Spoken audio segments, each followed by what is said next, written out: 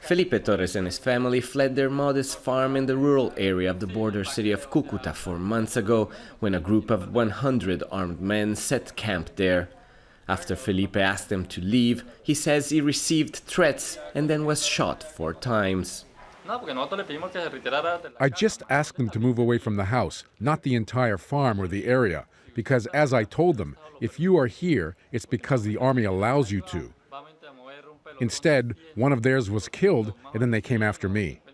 Thousands of Colombian farmers were displaced from the northeastern countryside surrounding Cucuta last year as a paramilitary group entered the area fighting with communist ELN rebels. They're battling for control of cocaine production and the contraband routes along the border with Venezuela. During the last 20 months, 22 community leaders have been killed in north of Santander region. In the last 45 days, 20 leaders, 14 of them women, have been displaced. This is a true humanitarian disaster.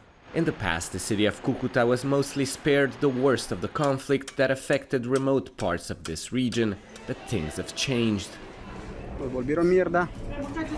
In June, a car bomb exploded in the city's military base, injuring 36 people.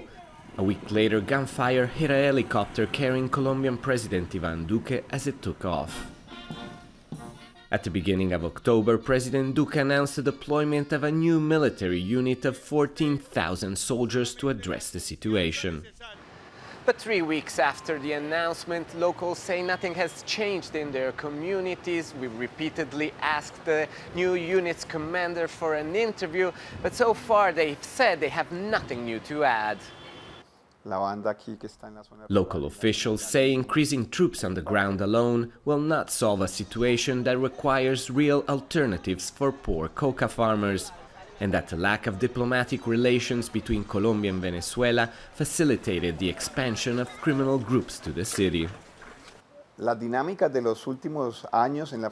border dynamic of the last few years with the closures and the lack of communication between the states has facilitated the growth of these criminal activities, offering them the best possible environment for their rise. An explosive cocktail that left people like Felipe wondering if they will ever be able to get their life back. Alessandro Rampietti, Al Jazeera, Cucuta.